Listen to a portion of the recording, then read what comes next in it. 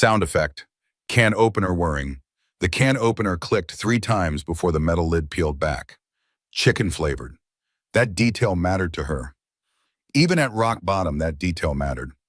Rebecca Morrison sat on $15 million of Italian marble, in a kitchen with appliances that cost more than most cars, in a mansion featured in architecture magazines, and she was eating dog food, 6 months pregnant, 109 pounds, while her husband spent $12,000 on a single dinner with his mistress. This isn't a story about poverty. This is a story about power, about a tech millionaire who documented his pregnant wife's starvation day by day, who called watching her suffer beautiful, who had a plan, a timeline, an endgame. But here's what he didn't plan for. He didn't plan for her to survive. This is the true story of how a woman crawled from the bottom of a dog food can to the one of a courtroom victory, how she transformed pain into power, how she refused to disappear. Her name is Rebecca, and this is how she won. The mechanical whir of a can opener cut through the silent mansion. Metal scraped against metal. A woman's breath caught in her throat. The dog food was chicken flavored. That was important. Becca told herself it was important as she opened the 3rd can that week. Her baby kicked. Hard. Like it knew. She sat on the cold marble floor of the kitchen. $15 million of Italian marble beneath her. The kind of kitchen featured in architecture magazines. Sub-zero refrigerator that cost more than a car. Empty. Viking range that could cook for 20 people. Cold. Becca Morrison was 29 years old and 6 months pregnant. She weighed 109 pounds. The dog food slid onto a paper plate. Brown chunks and gray jelly. She'd heated it yesterday. Made herself sick. Now she ate it cold. Her hands shook as she lifted the fork. The baby kicked again. Harder this time. "I'm sorry," she whispered to her stomach. "I'm so sorry." Her phone sat on the counter. She glanced at it. Lock, unlock, lock. The banking app glowed in the darkness. Her account showed $207. She switched screens. Gregory's personal account showed $2,300,000. Both their names on the account. She couldn't touch a penny. She'd tried. The bank had said she needed his authorization, his signature, his permission. The fork clinked against her teeth. She forced herself to chew, to swallow. Her stomach cramped immediately, not used to food anymore. Even this. Headlights swept across the kitchen window. Becca scrambled to her feet. The paper plate hit the sink. She washed it 3 times. Paranoid. The smell of the Thai food clung to her fingers. She scrubbed harder. Lavender soap burned her raw cuticles. The garage door rumbled open. She shoved the empty can deep into the recycling bin, covered it with newspapers. Her heart hammered against her ribs. The baby kicked in protest at her panic. The door from the garage opened. Gregory walked in. Designer suit, rumpled, Tom Ford, $3,500. Becca knew because she'd picked it up from the dry cleaner 6 months ago, back when she was allowed to leave the house alone. His tie was loose. Lipstick stained his collar, not even hiding it anymore. Red, bright red, the kind that cost $60 a tube at Saks. He carried a bag. The smell hit her first. Truffle fries, Wagyu beef. Her stomach twisted. Not for her, never for her. "You're up," Gregory said. Not a question, an accusation, like her existence at 2 in the morning was an inconvenience. Becca nodded. Her hand moved protectively to her belly. The maternity dress hung off her frame, size small, too big now. "The air conditioning is too high," he said. He set his takeout bag on the counter. Didn't look at her. "You trying to bankrupt me?" The thermostat read 78 degrees. The mansion felt like a sauna. Her maternity clothes stuck to her back with sweat. "No," she said. Her voice came out small. When had her voice gotten so small? "It's almost 80 degrees in here, Becca. That's irresponsible." She wanted to scream, to point out the Bentley in the garage, the second Bentley, the Mercedes, the Tesla, the 4 cars that cost more than most people's houses. Instead, she said, "I'll turn it down." He pulled containers from the bag. The smell of fresh bread, butter, garlic, steak cooked perfectly medium rare. Her mouth watered, her stomach cramped. I ate already, he said. Didn't offer her anything. Didn't even acknowledge the visible bones of her collarbone, the way her wedding ring spun loose on her finger. He took out his phone, smiled at the screen, typed something, smiled wider. Becca saw the notification before he could tilt the phone away. A text message preview. Last night was amazing, baby. That $12,000 omakase. $12,000 for one dinner for someone else. Becca had $207. She'd been rationing it for 3 weeks. $50 for prenatal vitamins she bought at Costco. $30 for guao. $20 for the phone bill Gregory kept threatening to cut off. The rest for emergencies, like maybe food, real food. The baby kicked. A flutter this time. Weak. I have an early meeting, Gregory said. He grabbed his keys, tossed them on the counter. Cartier key ring, gold, a gift from someone, not her. Don't wait up. He'd just gotten home. It was 2:30 in the morning. He was leaving again. Gregory, she said, her voice cracked. The doctor's appointment is tomorrow, today, at 10. He paused, hand on the door frame, didn't turn around. Right, the baby thing. The baby thing. Their child, his child, the baby thing. She said it's important, the ultrasound. They need to check. I have meetings all day. You'll be fine. You've done this before. She hadn't. This was their first baby. Their only baby. He knew that. I just thought, Becca. He turned then. His face showed irritation. Nothing else, no concern, no love, no recognition that she was a person. I work. Someone has to pay for all this. He gestured vaguely at the mansion, the marble, the emptiness. She wanted to point out that she'd worked, that she'd had a career, gallery manager at one of the best art galleries in the city, $38,000 a year. Not rich, but hers. He'd asked her to quit, said he made enough for both of them, said she should focus on being his wife, preparing for the baby. He'd made it sound like love, like care. It had been control. Okay, she said, I'll go alone. That's my girl. He left. The door closed. The garage rumbled. His Bentley pulled away. The dawn light crept through the floor-to-ceiling windows, pink and orange, and beautiful. The kind of sunrise photographers waited for. It illuminated the empty kitchen, the cold marble, the recycling bin hiding her shame. Becca opened the cupboard under the sink. 4 cans of dog food left, chicken-flavored. The discount brand from the grocery store 3 miles away. The only store she could walk to.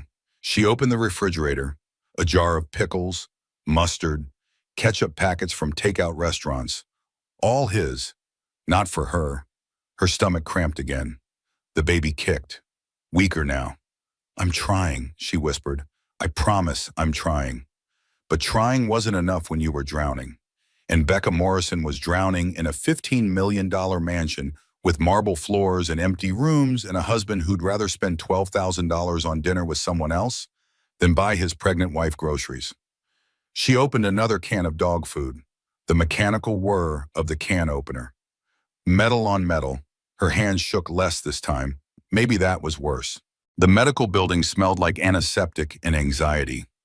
Becca sat in the waiting room of Dr. Sarah Mitchell's office, her hands folded over her belly. The baby had been quiet all morning. Too quiet. She'd walked the 3 miles to the appointment. Couldn't afford an Uber.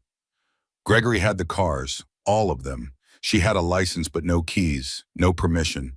The walk had exhausted her. Her legs shook. Black spots danced at the edges of her vision. But she'd made it. Rebecca Morrison? A nurse called from the doorway. Becca stood. The room tilted. She grabbed the chair. The nurse rushed forward. Are you okay? Just stood up too fast, Becca said. The lie came easily now. The nurse didn't look convinced. She was young, maybe 25. Her name tag read Jennifer. She took Becca's arm gently, like she might break. They walked down the hallway, past examining rooms, past the sound of other women's laughter, other women's healthy pregnancies. Step on the scale, please, Jennifer said. Becca kicked off her sandals. She knew what was coming, had been dreading this moment for weeks. The digital numbers climbed, stopped. 109 pounds. Jennifer's face went blank. Professional. She wrote down the number. Didn't say anything. I know, Becca said, defensive. I've had morning sickness. For 6 months? It's been severe. Jennifer nodded, still professional, still blank. Let's get you into the exam room. The exam room was cold. Becca shivered in the paper gown. The tissue paper crinkled beneath her. She stared at the anatomical posters, the cheerful prints of babies, the lies about what pregnancy was supposed to be. Dr. Sarah Mitchell knocked once and entered. She was 45. Kind eyes, competent hands. She'd delivered thousands of babies. Becca had chosen her carefully, had felt safe with her. Rebecca, Dr. Mitchell said. She sat down on the rolling stool, didn't smile. Let's talk about your weight. I know I've lost 17 pounds. Dr. Mitchell pulled up the chart on her tablet. You've lost 17 pounds since your last appointment. That was 8 weeks ago, during pregnancy, during the second trimester when you should be gaining. Becca's hands twisted in her lap. The morning sickness is typically worst in the first trimester. You're 6 months along, Rebecca. This isn't normal morning sickness. The baby kicked, once. Weak. Dr. Mitchell rolled closer. She put her hand on Becca's knee. I'm not judging you. I'm worried. Your baby is measuring small, dangerously small. Your iron levels are critically low. Your blood pressure is concerning. When did you last have a proper meal? Becca opened her mouth. The lie died on her tongue. She couldn't remember. A proper meal? Not dog food, not saltines stolen from a coffee shop. An actual meal with protein and vegetables and the things babies need to grow. I don't know, she whispered. Dr. Mitchell waited. The silence stretched. Becca could hear the clock ticking, could hear Jennifer moving in the hallway, could hear her own heart hammering. Rebecca, I need to ask you something, and I need you to be honest with me. Becca nodded, couldn't speak. Are you safe at home? The question hung in the air. 4 words. They cracked something open in Becca's chest, something she'd been holding closed for months, maybe years. She started to say yes, started to lie, started to protect him, protect the image, protect the illusion of the perfect marriage. But her body betrayed her. Tears spilled down her cheeks, hot and fast and unstoppable. Her shoulders shook, sobs tore from her throat. She couldn't stop, couldn't breathe, couldn't pretend anymore. Mitchell stood, locked the exam room door, came back and put her arms around Becca, let her cry into her white coat. It's okay, Dr. Mitchell said. You're safe here. Tell me everything. So Becca did. She told her about Gregory, about the whirlwind courtship 3 years ago, about how he'd seemed perfect. Rich, successful, attentive. How he'd bought her entire art collection at the gallery opening, $50,000 worth of paintings. How he'd said she was too talented to work for someone else. She told her about the wedding 6 months later. Small, his choice. How her family couldn't make it. How she'd later realized he'd never sent them invitations. She told her about getting pregnant, about Gregory's face when she told him. How it hadn't been joy, how it had been something else. Calculation, like she'd just complicated his plans. She told her about the isolation, how he'd slowly cut her off from friends, from family, from her job, how he'd made it seem reasonable, necessary, like he was protecting her, protecting the baby. She told her about the money, how her bank account had been drained, how he'd promised to transfer funds, how he'd never did, how she'd asked and asked and asked until the asking felt like begging. She told her about the food, or the lack of it, how the refrigerator stayed empty, how he'd forget to leave grocery money, how he'd say she was being irresponsible with finances when she asked. She didn't tell her about the tea and food. That shame was too deep. Dr. Mitchell listened, didn't interrupt, didn't judge. When Becca finally ran out of words, Dr. Mitchell handed her a box of tissues. Rebecca, what you're describing has a name. It's called reproductive coercion. It's a form of domestic violence, and it's a crime. The words hit Becca like cold water. Domestic violence, crime. Those words belong to other women. Women on TV movies, women in shelters, not women in $15 million mansions married to tech millionaires. I'm not crazy, Becca asked, her voice small again, hating how small it sounded. No. Mr. Mitchell's voice was firm. You're not crazy. This is really happening. Your husband is financially abusing you. He's endangering you and your baby, and we're going to stop it. Becca looked up. How? Dr. Mitchell stood, made a phone call. Her voice was low. Becca couldn't hear the words. When she came back, she had a business card. This is Patricia Hendricks. She's a family law attorney, one of the best. She's expecting your call. Becca took the card. Patricia Hendricks, Esquire. Family law. The address was downtown, the kind of building with doormen and marble lobbies. I can't afford. She'll work it out. She's helped other women in your situation. Call her. Today. Dr. Mitchell handed her another paper. Prescriptions. Prenatal vitamins. Iron supplements. Protein powder. A meal plan. Foods that would help the baby grow. And Rebecca, I'm documenting everything. Your weight loss, the malnutrition, the baby's measurements. If this goes to court, I'll testify. Court. The word felt impossible, foreign. Becca couldn't imagine standing in a courtroom. Couldn't imagine facing Gregory. Couldn't imagine destroying their life together. Except their life was already destroyed. She just hadn't admitted it yet. Okay, Becca said. She folded the prescriptions, tucked the business card into her purse. Thank you. One more thing. Dr. Mitchell pulled up her phone, showed Becca a photo. A house. Small. Cozy. This is a friend's place. It's empty right now. If you need somewhere safe to go tonight, tomorrow, anytime, you call me, understand? Becca nodded. Couldn't speak around the lump in her throat. She left the office with the prescriptions she couldn't fill, with the business card for a lawyer she couldn't afford, with the knowledge that what was happening to her had a name. Reproductive coercion, financial abuse, domestic violence. Her husband wasn't just neglectful. He was criminal. The walk home took longer. The black spots came back. She had to sit on a bench twice. An old woman asked if she was okay. Becca said yes. Another lie. She made it back to the mansion by noon. The house was empty. Of course it was empty. Gregory wouldn't be home until late, if at all. Becca sat on the marble floor of the kitchen, her back against the sub-zero refrigerator, the business card in her hand. Patricia Hendricks, Esquire. Her phone rang. She jumped. Gregory's name on the screen. Hello? Did you make it to the appointment? His voice was distracted. She could hear people talking in the background. A restaurant. Lunch meeting? Yes.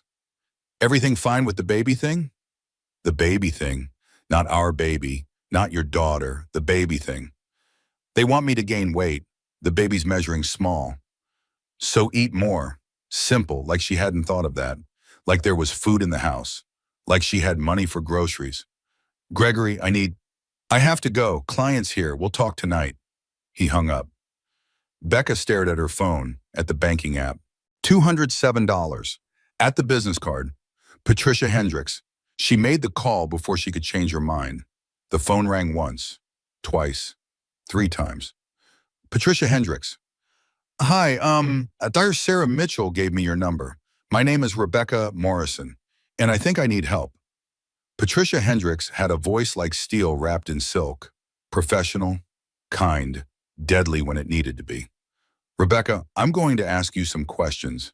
They might be difficult, but I need you to be completely honest with me. Can you do that? Becca sat on the cold marble floor, phone pressed to her ear. Yes. Does your husband physically harm you? No. Has he threatened physical harm? No. Does he control your finances? Becca's throat tightened. Yes. Do you have access to money for basic necessities? Food, medical care, transportation? I have $207 in an old account he doesn't know about. Silence. Then, and how long has that $207 needed to last? 3 weeks, maybe 4. More silence. Becca could hear Patricia typing, fast, efficient. Rebecca, I'm going to be direct with you. What you've described is financial abuse, combined with reproductive coercion. These are serious crimes. I can help you, but I need to know if you're ready to leave. Leave. The word felt massive, impossible. I don't have anywhere to go. Dr. Mitchell mentioned a safe house. I can't just leave. The house, it's his house. Legally, I signed a prenuptial agreement. I don't remember exactly what it said. He had me sign so many papers when we got married. More typing. I'll need to see that prenup. Rebecca, I want you to start documenting everything. Every text message, every email, every conversation about money. Photograph any bank statements you can access. Any receipts, any evidence of his spending versus your access to funds. Can you do that safely? Could she? Gregory kept his laptop in his office, password protected, but she'd seen him type it once. Vivian 0826. Someone's birthday, not hers. I think so. Good. I'm going to email you a list. Information I need. Documents, evidence. Take your time. But Rebecca, if you ever feel unsafe, if things escalate, you call 911 first. Then you call me. Understand? Yes. One more thing. Do you have food right now, today? Do you have food? Becca looked at the cupboard under the sink. 3 cans of dog food. She couldn't tell Patricia about the dog food. Couldn't speak that shame out loud. Not really. Okay, I'm sending you money right now to your account. $500. You go buy groceries, real food, for you and the baby. That's not a loan, that's a gift. From one woman to another. Got it? Tears burned Becca's eyes. I can't. You can. You will. Go to the grocery store. Buy protein, vegetables, fruit, bread, milk. Whatever you need, take care of yourself. That baby needs you healthy. Thank you. The words felt insufficient, tiny. Patricia was a stranger. Yet she'd done more for Becca in 10 minutes than Gregory had in months. We'll talk tomorrow. I'll have you come to my office. We'll go through everything. But today you eat, okay? Okay. The call ended. Becca checked her banking app. $512. Patricia had sent $500, plus her $207. Becca had $719. It felt like winning the lottery. She found her shoes, her purse. The car keys were gone. All of them. Gregory kept them in his office. Locked drawer. She'd checked. The grocery store was 3 miles. She'd walked it this morning. She could walk it again. Except her legs still shook. The black spots still danced. The baby still kicked weakly. She called an Uber. $11. Worth it. The driver was a woman. 50s. Kind eyes. She didn't ask questions. Just drove. Whole Foods appeared like an oasis. Bright, clean, full of food. Real food. Becca hadn't been inside in 4 months. Since Gregory had said they needed to cut back on expenses. Since he'd said Whole Foods was too expensive. Since he'd stopped leaving grocery money entirely. She grabbed a cart. The metal felt solid under her hands, real. She walked through the automatic doors. The smell hit her first. Fresh bread baking, rotisserie chicken, olive oil, garlic, coffee brewing. Her knees buckled. She caught herself on the cart. A store employee rushed over. Miss, are you okay? I'm fine, just pregnant. The lie again. So easy now. He didn't look convinced but nodded. Went back to stacking oranges. Becca started with the protein. Chicken breasts, ground beef, salmon, eggs, a dozen, 2 dozen, 3. She couldn't remember the last time she'd had eggs. Vegetables next. Spinach, kale, carrots, sweet potatoes, broccoli, green beans. All the things Dr. Mitchell's meal plan recommended. All the things babies needed to grow. Fruit, apples, bananas, strawberries, blueberries, oranges for vitamin C, bread, real bread, from the bakery, thick sourdough loaves that cost $6 each. She bought 3. Milk, whole milk, full fat, for the baby, peanut butter, almond butter, nuts, protein sources. Her cart filled. She kept going. Couldn't stop. Like a person lost in the desert who'd found water. The baby kicked, strong this time, like it knew food was coming. I know, Becca whispered to her belly. I know, baby. Soon. She turned into the checkout line, started unloading eggs, chicken, bread, vegetables, fruit, milk, butter, cheese, yogurt, everything she'd been denied for months. The cashier scanned item after item. The total climbed. $100, 200, 300, $417.62, the cashier said. Becca swiped her card. The machine beeped, declined. She tried again. Maybe she'd inserted it wrong. Maybe the chip reader was broken. Declined. Can you try again? The cashier asked. Patient, professional. Becca's hand shook. She swiped the card a third time. Declined. There should be enough. I checked. The people behind her sighed, shuffled, impatient. The cashier's professional smile faltered. Do you have another form of payment? Becca checked her wallet. $23 in cash. She had $719 this morning. She'd spent $11 on the Uber. $708 should be left. She checked her banking app. Her hands trembled so badly she almost dropped the phone. Balance $0.00. Transaction history $708. Transferred to Gregory Morrison 5 minutes ago. He'd taken it while she was shopping, while she was trying to feed their baby. He'd taken every penny. Miss? The cashier's voice seemed far away. Miss, do you have another card? The people behind her weren't quiet anymore. Come on. Some of us have places to be. She's holding up the line. Becca looked at the cart, at the food, at everything she needed, everything the baby needed. I'm sorry, she whispered. I'm so sorry. She left the cart, walked away, half ran. The automatic doors opened. The parking lot swam in her vision. The Uber was gone. She had no money to call another. She walked 3 miles in the California heat, 6 months pregnant, 109 pounds. No food in her system except dog food from 2 days ago. The black spots came back, bigger this time. She made it half a mile before she had to sit. A bus stop bench, graffiti covered, gum underneath. She didn't care. A woman walked past, stopped, came back. Honey, you okay? Becca looked up. The woman was older, 60s, worn hands, kind face, a canvas grocery bag over her shoulder.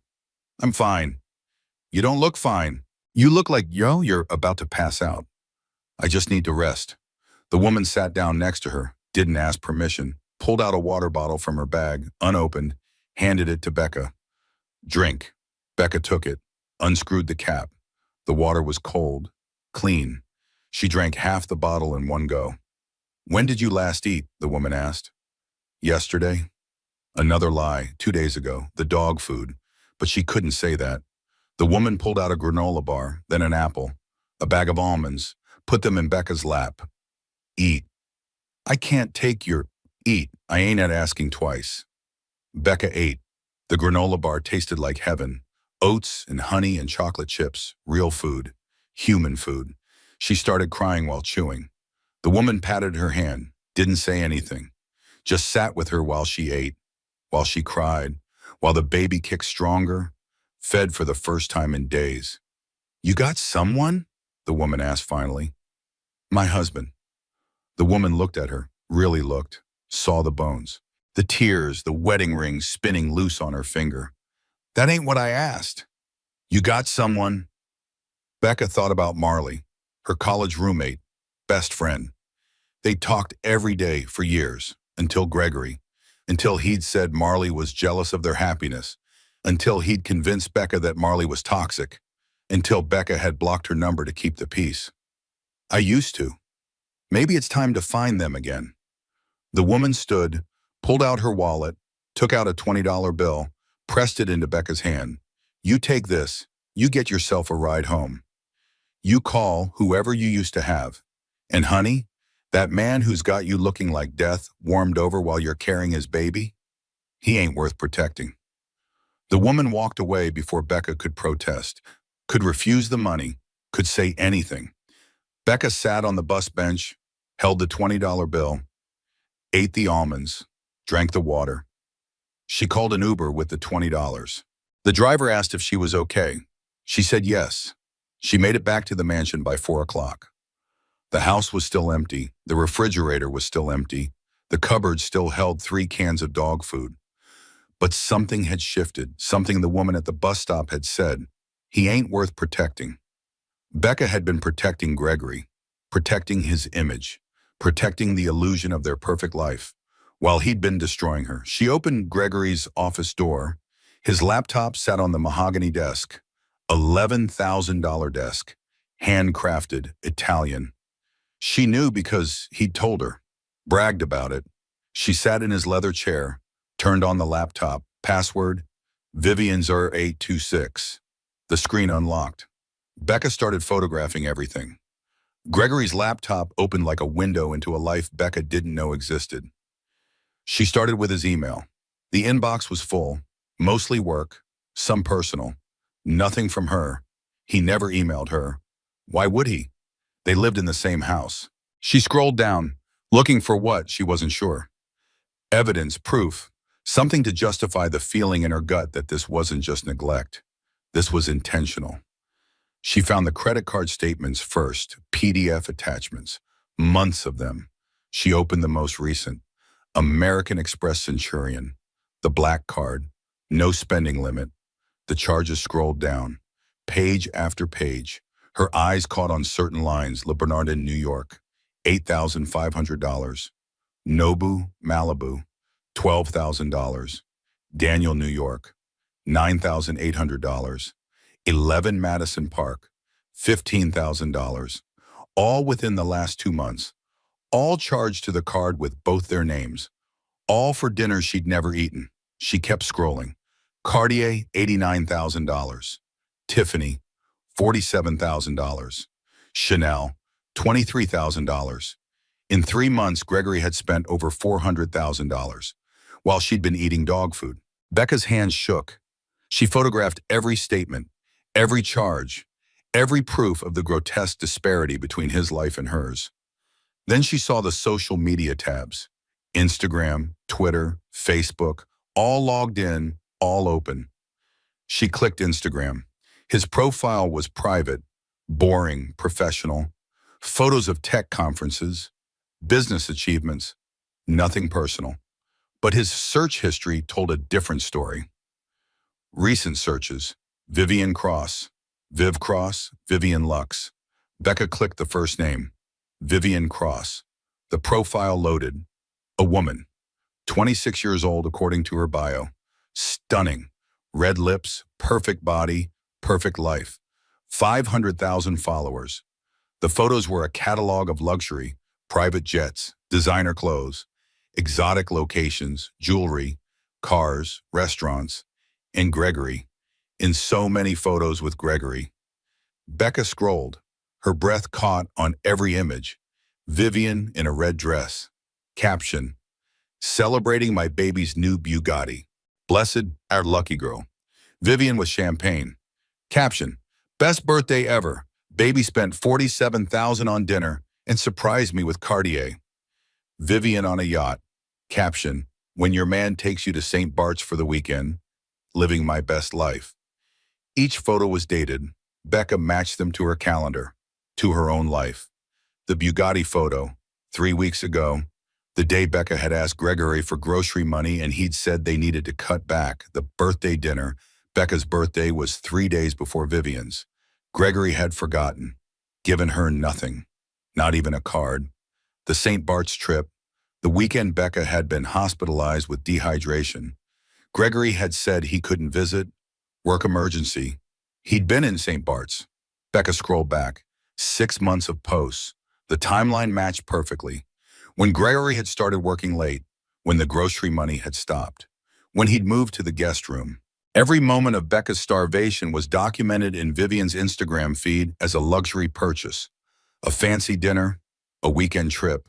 She found a photo from 2 months ago. Vivian and Gregory at Nobu. The caption, that $12,000 omakase though, # spoiled girl, # my man treats me. Becca looked at the date. She'd been 5 months pregnant. She'd weighed 120 pounds. She'd asked Gregory to drive her to the doctor. He'd said he was too busy. He'd been busy eating $12,000 worth of sushi with his mistress. Becca photographed everything. Every post, every caption, every geotag, Every proof that while she'd been surviving, Vivian had been thriving. She clicked on Vivian's tagged photos. Found more. Gregory's Bentley.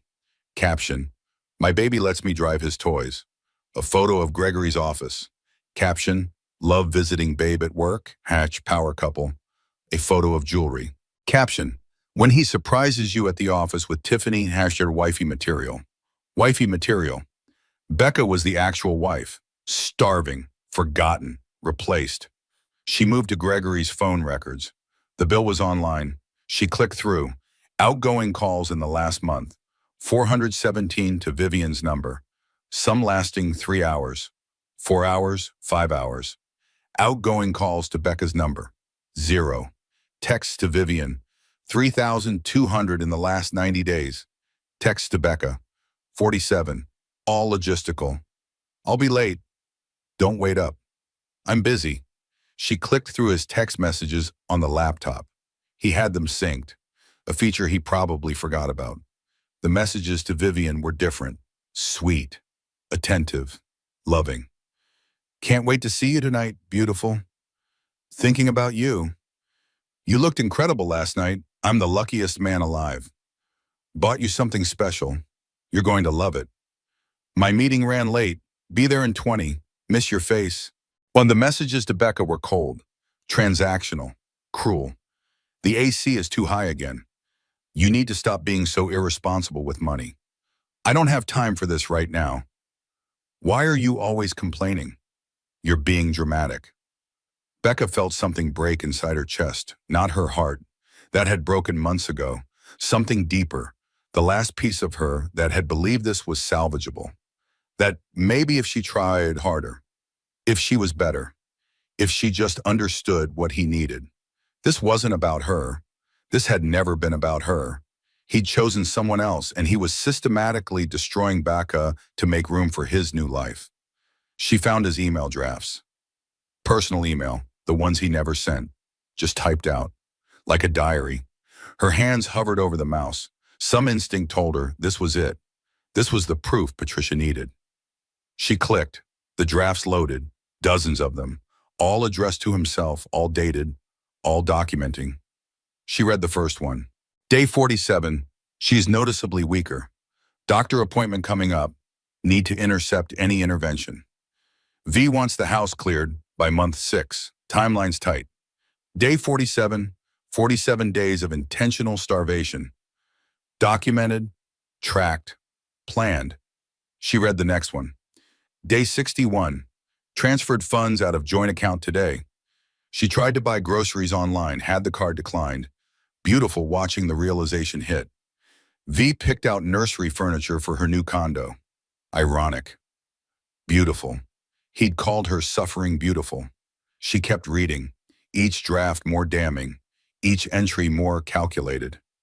Day 75. She asked for money again. Told her we need to cut back. Then took V to Daniel. 9,000 for dinner. Worth every penny to see V happy. Becca barely has energy to argue anymore. Progress. Day 83. Reduced her account to $200. She tried to use emergency credit card.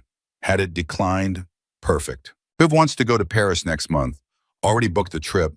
First class. V asked about the baby. Told her it's handled. Lawyer says I need Becca to either lose the baby or abandon it. Psychological break incoming. Dr. Mitchell called today. Didn't answer. Becca's probably been lying about nutrition again. Becca's vision blurred. She was reading her own torture. Documented like a science experiment. Her husband had been tracking her decline, celebrating it, using it as foreplay in his new relationship. She forced herself to keep reading. The final draft was dated yesterday. Day 119. V's getting impatient. Wants me to file for divorce now. But lawyer says I need Becca to either lose the baby or abandon it. If she has a psychological break, can't care for herself, court won't give her custody. Then V and I are free. The baby will go to adoption or Becca's family. Either way, I've a clean slate. V and I can start fresh. No baggage, no complications. She's already picked out wedding venues. Wants something big, splashy, 400 people. Fine by me. Anything she wants. Just need Becca to break completely. Shouldn't be long now. Dr. Mitchell called twice this week. Didn't answer either time. If Becca can't even take care of basic nutrition, she can't take care of a baby. Court will agree. V found a therapist who'll testify about postpartum psychosis. Perfect cover. Few more weeks, maybe a month. Then freedom. Becca read the draft 3 times. Each word a knife. Each sentence proof that her husband wasn't just neglectful. He was trying to destroy her. Systematically, intentionally, with help from his mistress and his lawyer. He was trying to make her lose the baby, or break her so completely that she'd lose custody. So he could have his clean slate, his fresh start, his life with Vivian. And Becca was supposed to just disappear. She photographed every draft, every word, every proof of premeditated abuse. Her hands were steady now, not shaking. The fog in her brain had cleared, replaced by something sharp, something certain. He documented his plan to destroy her. She just documented his documentation. Patricia Hendricks would know what to do with this. A judge would know what to do with this. The world would know what to do with this. Becca closed the laptop, exactly as she'd found it. Password protected again. No trace of her access. She went to the kitchen, opened the cupboard, stared at the 3 remaining cans of dog food. She didn't open them. Couldn't. Not now. Not with the weight of what she'd discovered sitting in her chest. Instead, she sat on the floor, back against the sub-zero refrigerator, one hand on her belly. The baby kicked. Strong now, like it knew. "I won't let him," she whispered. "I promise you. I won't let him do this to us." Her phone buzzed. A text from Gregory. "Working late again. Don't wait up." She typed back. "Okay." Then she opened her photos, looked at the evidence. Hundreds of photos, bank statements, Instagram posts, text messages, email drafts, a complete picture of a man trying to erase his pregnant wife. She texted Patricia, "I have evidence, a lot of it. When can I see you?" The response came immediately. "Tomorrow, 9 a.m., my office. Bring everything. We're going to destroy him." Becca allowed herself a small smile, the first real smile in months. She wasn't the same woman who'd been eating dog food 2 days ago. That woman had been breaking. This woman was sharp, focused, done breaking. This woman was ready to fight. Becca woke to wetness, cold and sticky. She reached down. Her fingers came back dark. Blood. She sat up. Pain ripped through her abdomen. Sharp, unforgiving. The baby kicked. Once. Weak. Then stopped. No. No, no, no, no, no. "Gregory," she screamed, her voice raw, desperate. "Gregory, help." His bedroom was down the hall. The door stayed closed. "Gregory!" "Ugh." She screamed again, louder. "Something's wrong! The baby!" Silence. The house was silent. Just her breathing, her heartbeat, the sound of her own terror. She tried to stand. Her legs collapsed. The pain came again. Worse, cramping, twisting, like her body was trying to turn itself inside out. Her phone, where was her phone? She'd left it charging. Guest room nightstand. She crawled. Marble floors cold against her palms, slippery with blood. Each movement sent fresh waves of pain. She bit her lip to keep from screaming. Tasted copper. Blood. The guest room felt miles away. She crawled, pulled herself forward. The baby. Had to save the baby. Her phone glowed on the nightstand. She pulled herself up, grabbed it, dialed 911. 911, what's your emergency? I'm pregnant. 6 months. I'm bleeding. There's so much blood. Please, please help me. Her voice broke. My baby. Okay, ma'am. Stay calm. I'm sending an ambulance to your location. What's your address? Becca rattled off the address, the mansion, the prison. Is anyone with you? My husband, but I called for him. He didn't come. Can you reach him now? I don't know. Maybe. His room is... Another contraction. She doubled over. The phone nearly slipped from her hand. Ma'am, stay with me. The ambulance is 3 minutes out. Can you get to the front door? I'm upstairs. I can try. Don't try to move if you're bleeding heavily. Stay where you are. Help is coming. But Becca couldn't stay. Couldn't just sit in the blood and wait. She needed Gregory, needed someone, needed not to be alone while her baby died inside her. She crawled to the hallway, pulled herself to Gregory's door, pounded on it. "Gregory, I called an ambulance. Wake up!" The door opened. Not Gregory. He'd been awake. On his phone. In bed, but awake. She could see the screen glow, could see him texting. His face showed irritation. Not concern. Irritation. "What the hell, Becca? It's 3 in the morning."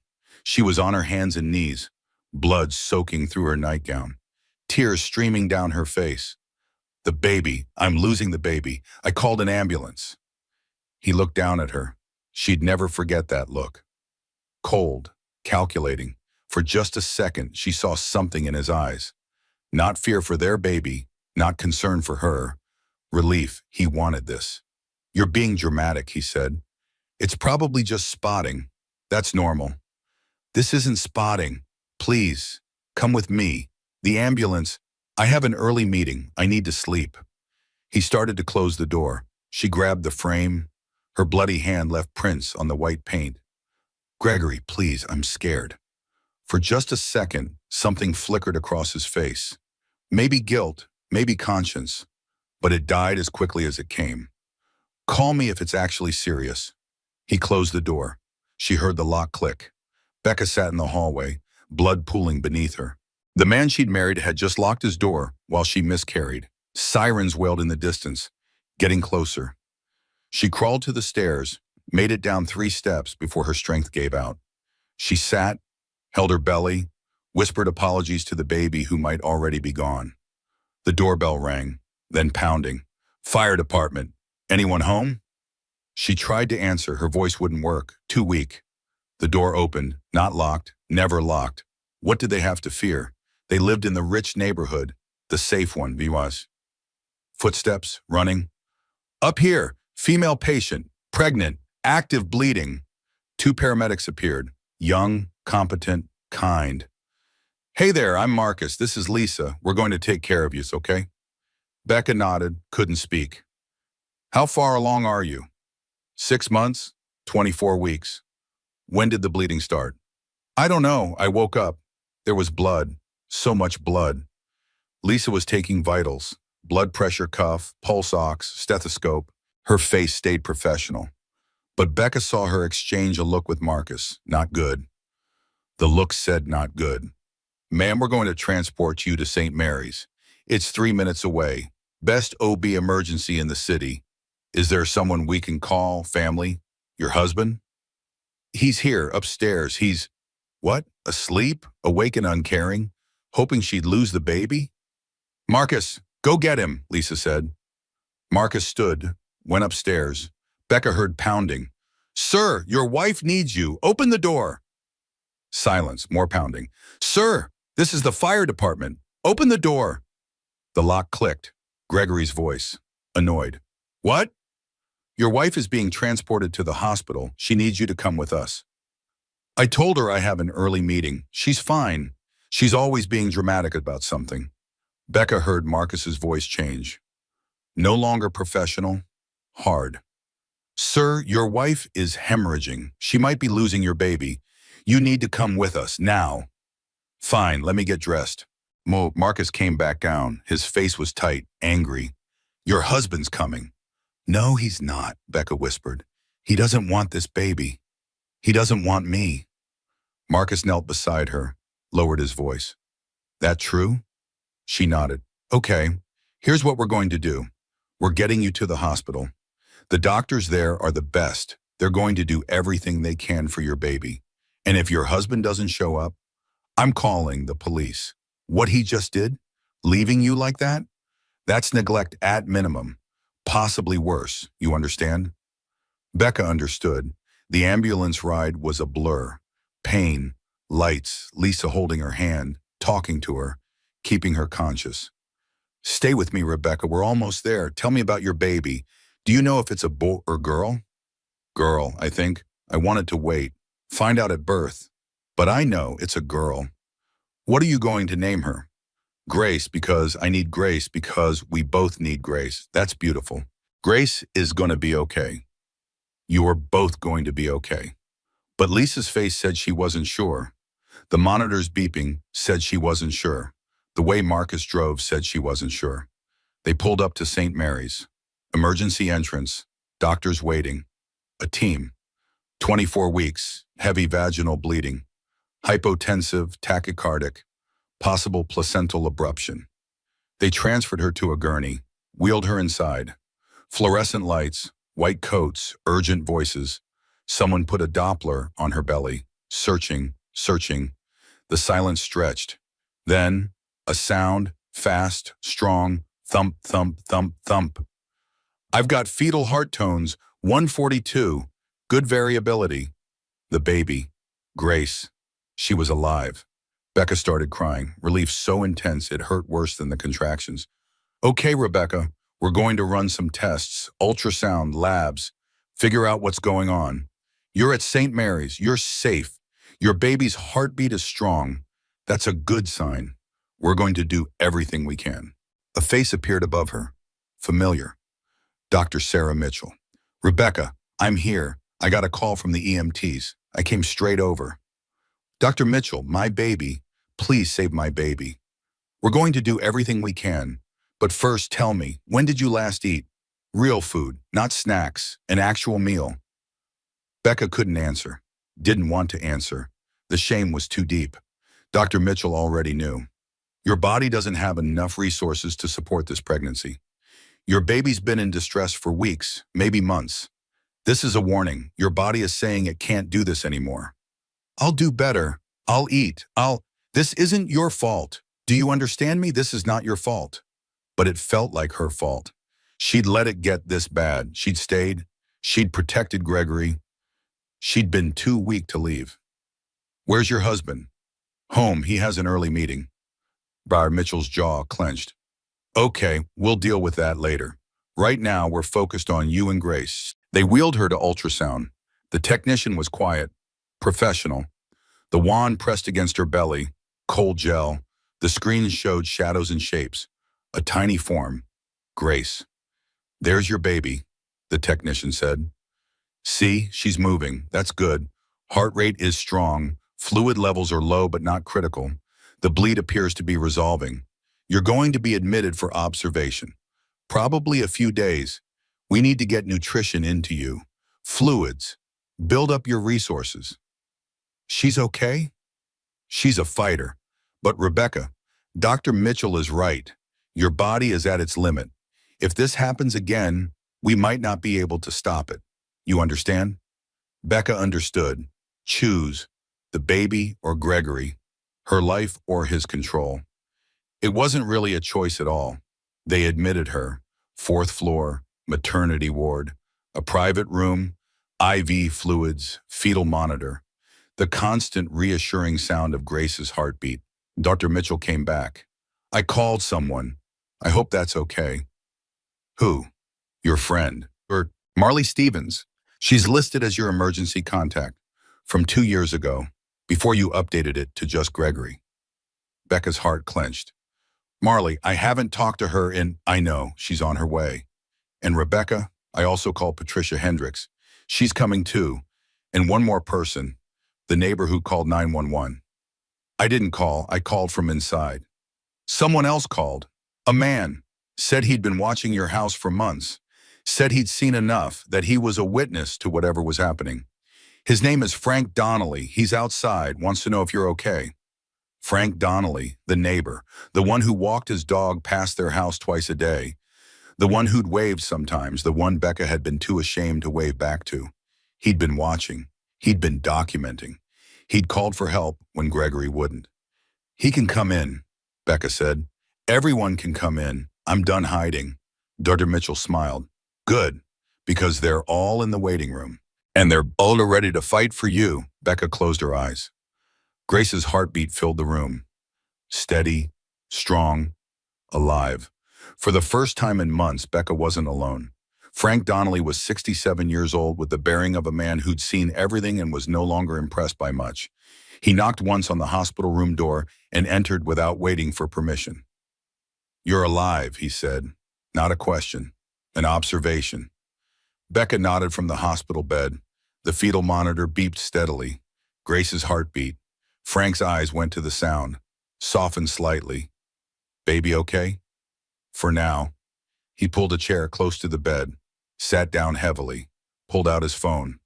I need to show you something, but first, I need to know if you're ready to see it. Ready to see what? The truth, from an outside perspective. I've been your neighbor for 3 years. Watched you move in, watched you change, watched you disappear. I'm a retired police detective. 30 years with LAPD, I know abuse when I see it, and I've been documenting yours for 6 months. Becca's breath caught. Documenting? Photos, timestamps, notes, everything I could see from my window. I walk my dog past your house twice a day, morning and night. I've watched you, Rebecca, and I've watched him. He turned his phone toward her. The screen showed a photo. Becca, standing at the kitchen window, thin, gaunt, visible ribs through her dress. The timestamp read 6 weeks ago. Frank swiped. Another photo, Becca sitting on the front steps, head in her hands, looking like she'd aged 10 years. Timestamp 8 weeks ago. Another swipe. Gregory's Bentley pulling into the driveway at 3 in the morning. A woman in the passenger seat. Red dress, Vivian. Timestamp 3 months ago. I have 216 photos, Frank said, spanning 6 months, documenting the deterioration of a pregnant woman while her wealthy husband came and went at all hours. Sometimes with her, usually without her ear. Why didn't you say something? I tried, twice came to your door, asked if everything was okay. You said yes, smiled, said you were just tired from the pregnancy. I'm a cop. Was a cop. I know that look. I know that lie. But I can't force help on someone who's not ready. So I documented, waited, hoped you'd reach out or that I'd catch something criminal enough to intervene. And last night I couldn't sleep. My bedroom overlooks your driveway. I saw your husband come home at 2:30 a.m., saw him go inside. Half hour later, I heard sirens, saw the ambulance, saw him finally come outside, saw him get in his car and drive away. Left you alone in that ambulance. That's when I called 911 again, told them there was a domestic situation, told them to document everything, get social services involved. Becca's throat tightened. He left. About 3 minutes after the ambulance did. Drove off. I followed his car. Went to a hotel. The Four Seasons. Downtown. Met a woman in the lobby. Red dress. Same woman from the photos. Vivian. I took pictures of that too. Thought maybe you'd need them someday. For court. For divorce. For whatever comes next. Why are you doing this? You don't even know me. Frank leaned back in the chair. His face was weathered, tired, sad in a way that spoke of old losses. I had a daughter, Emily. She married young, nice guy. Seemed nice anyway. Wealthy, successful, charming. He isolated her, controlled her, made her small. I didn't see it until it was too late. She died at 31. Car accident, officially. But I've always wondered.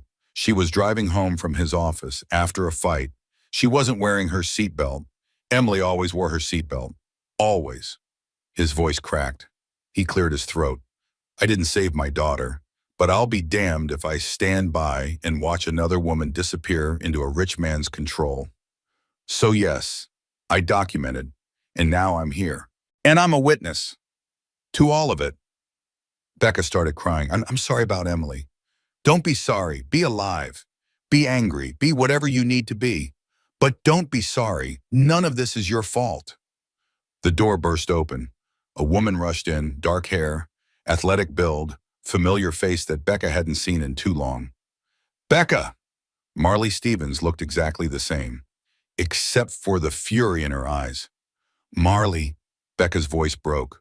Marley was at the bedside in 3 steps, grabbed Becca's hand, looked at the monitors, the IV, the fetal monitor. Her face went from fury to devastation. Oh my God, what did he do to you? I'm okay. The baby's okay. You're not okay. Look at you. Becca, your bones. When did you last eat? Actually eat? Frank spoke from his chair.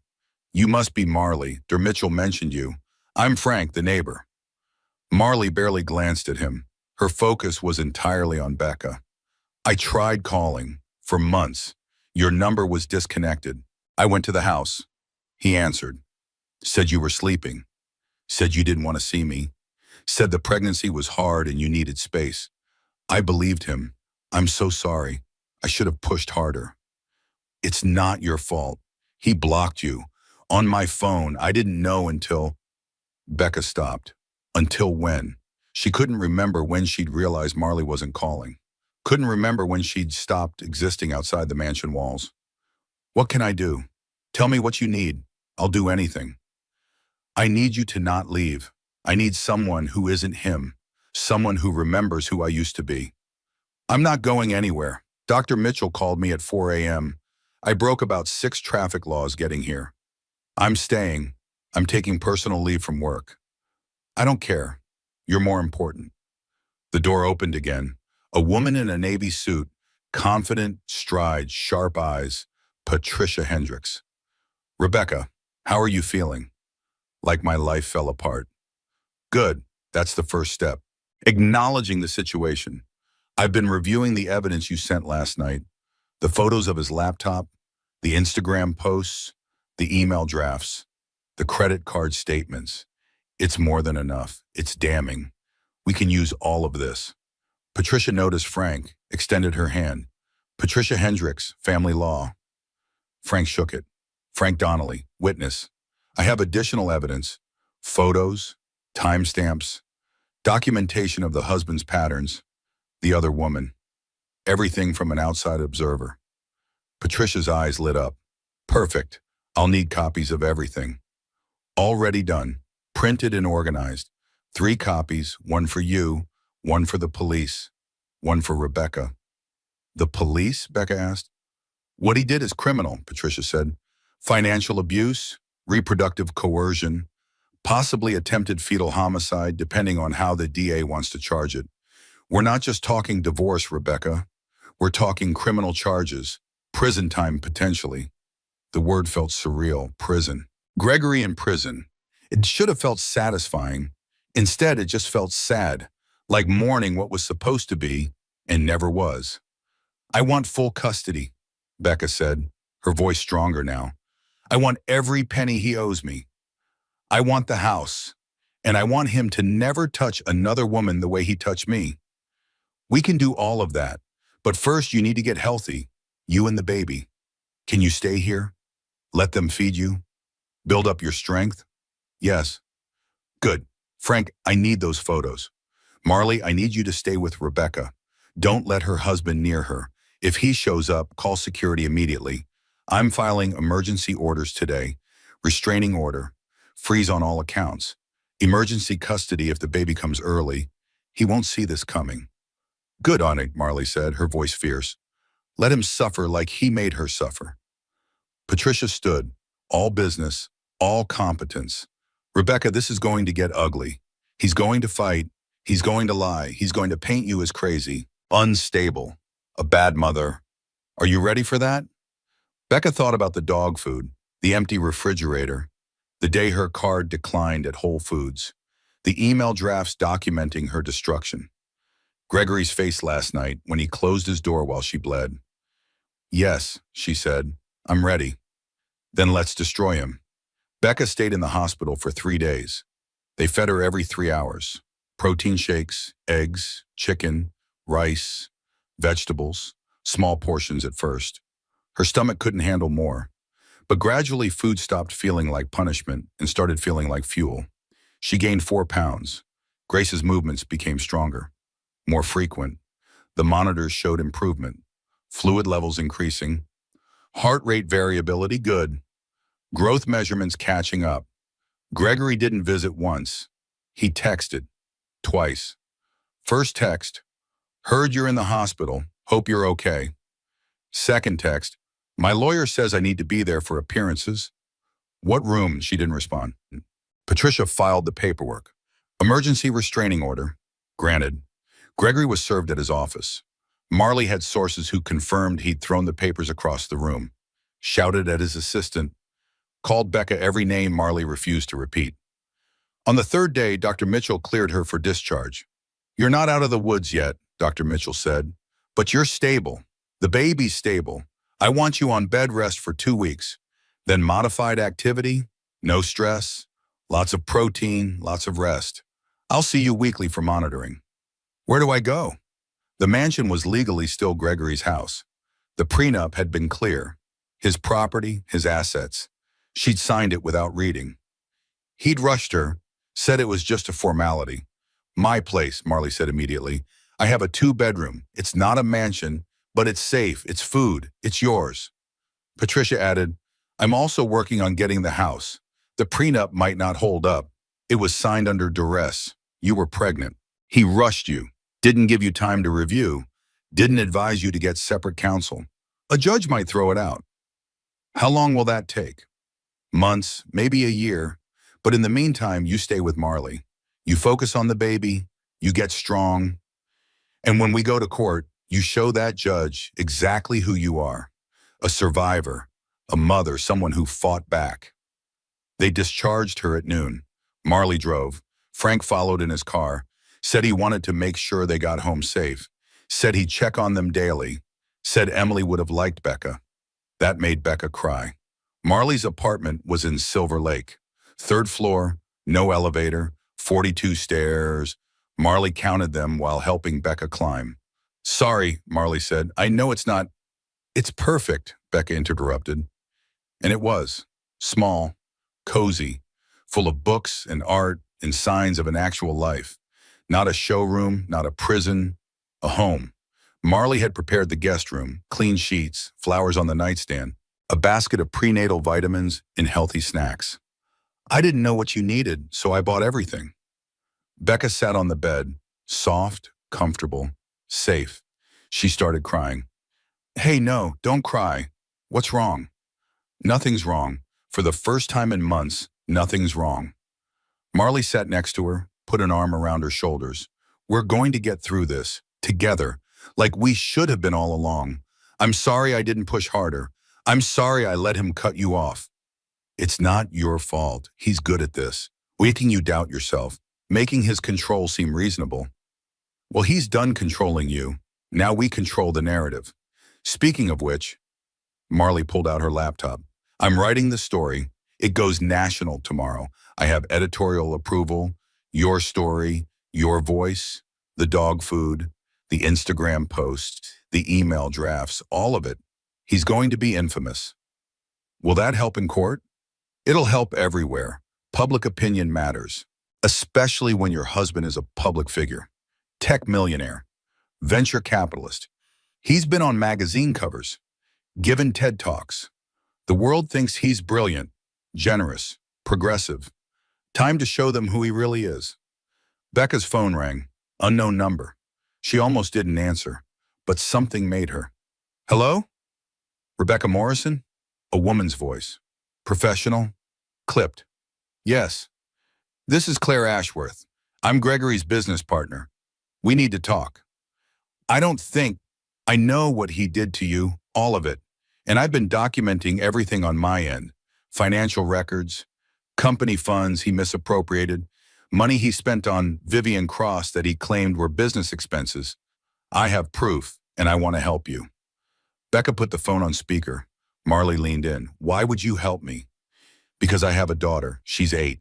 And if I don't do something now, she'll grow up thinking this is normal. That powerful men can do whatever they want. That women are disposable. I won't let that happen. Gregory needs to face consequences, real ones." "What kind of proof do you buy?" "Everything. 3 years of financial statements, emails, texts, meeting notes where he bragged about you, called you his project, said he was training you to be the perfect wife. It made me sick, but I documented it all for a moment like this." Patricia grabbed the phone. "Claire Ashworth? This is Patricia Hendricks. I'm representing Rebecca. I need copies of everything you have, today if possible. I'll courier it to your office within the hour, and Ms. Hendricks, make him pay for every woman he'll hurt after this if we don't stop him now." The call ended. Marley looked at Becca. "You're building an army. I don't want an army. I just want my baby and my life back. Sometimes you need an army to get those things. The next 2 weeks passed in a blur of healing.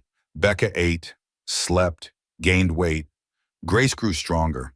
The kicks became powerful, constant, reassuring. Marley worked from home, wrote articles, cooked meals, sat with Becca during nightmares. There were nightmares. Gregory's face, the locked door, the blood, the fear of losing Grace. Frank visited daily, brought groceries, fixed things in Marley's apartment that didn't need fixing, became a grandfather figure, told stories about Emily, about the daughter he'd lost and the daughter he'd found in Becca. Patricia worked tirelessly, building the case, filing motions, deposing witnesses. She'd interviewed Vivian Cross. Vivian had crumbled immediately, confirmed everything, the money, the trips, the promises Gregory made about leaving Becca, about starting fresh. She's willing to testify, Patricia told them during a phone call. She didn't know you were being starved. He told her you were dramatic, claimed you were fine. She believed him. But when I showed her the photos, Frank's documentation, the medical records, she broke down, said she felt sick, that she never wanted to be part of hurting another woman. Do I have to see her? Becca asked. Not if you don't want to, but her testimony is powerful, shows Gregory's pattern, his manipulation, his lies to both of you. 2 weeks after the hospital, Becca got a text from Gregory. We need to talk, in person. I'll come to Marley's. She showed Patricia. Don't respond.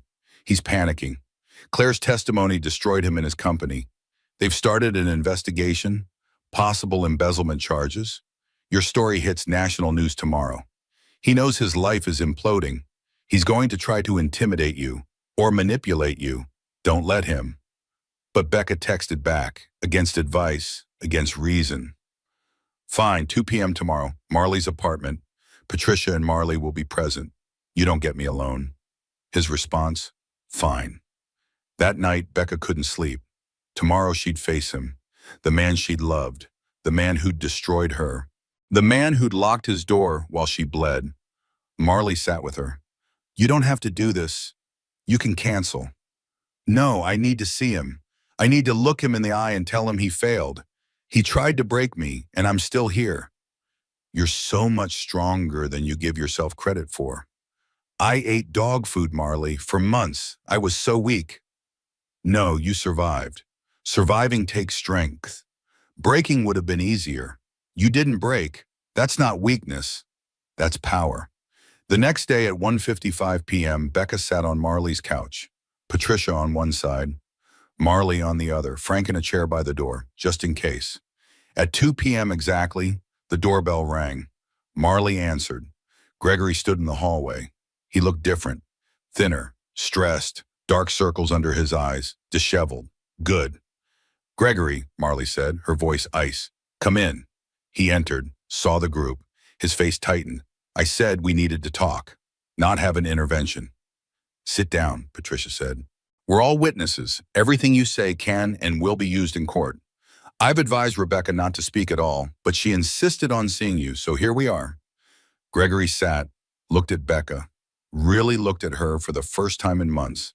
She'd gained 12 pounds. Her face had color again. Her eyes were clear. She looked alive. His face showed something. Surprise? Regret? She couldn't tell.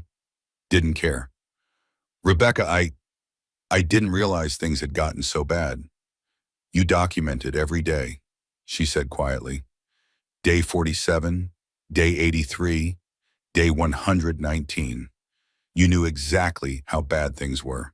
You planned it. He flinched. You read my emails.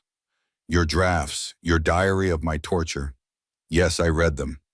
And so will a judge and a jury if you're stupid enough to let this go to trial. I was just venting, working through things. You called watching me starve beautiful. You planned to make me lose our baby. You wanted me to have a psychological break so you could take Grace and start fresh with Vivian. That's not, you're twisting things. Am I? Patricia, show him. Patricia pulled out a folder, printed copies of every email draft, every Instagram post, every credit card statement. Photos of Becca at her thinnest, medical records showing malnutrition. She spread them on the coffee table, a visual timeline of destruction. Gregory's face went pale. This is what goes public tomorrow, Patricia said. Marley's article. It's already been approved by legal, already been fact-checked, already been scheduled for publication. By this time tomorrow, everyone will know exactly what you did. You can't. My reputation. Your reputation. Becca's voice rose. Your reputation? I almost lost our baby. I ate dog food. I weighed 109 pounds at 6 months pregnant. And you're worried about your reputation? I'll give you whatever you want. The house, money, custody, whatever. Just don't publish that article. It's publishing, Marley said. In 8 hours, nothing you say or do will stop it. Gregory turned to Becca, his face crumpled. Tears, real or fake, she couldn't tell. I'm sorry. I'm so sorry. I don't know what happened. I lost myself. She made me feel. Don't blame Vivian, Becca interrupted. You did this. Your choices, your cruelty, your systematic abuse. Own it. I'll go to therapy. I'll do anything. Please, we can fix this. There's no we anymore. There's you and there's me and Grace, and we're done being your project. She stood. Her legs were steady. Her voice was strong. Get out. Sign whatever Patricia sends you. Don't fight custody. Don't fight the settlement and take your consequences like a man. And maybe someday our daughter won't hate you. But that's the best you can hope for now. Rebecca, get out. Frank stood, walked to the door, opened it, his detective stance, his imposing presence. Gregory looked at the group, realized he was alone, outmaneuvered, defeated. He stood, walked to the door, paused. For what it's worth, I did love you once. No, Becca said. You loved the idea of me, the perfect wife, the woman you could mold. You never loved me because you never saw me. But I see you now, and you're small, weak, pathetic, nothing like the man I thought I married.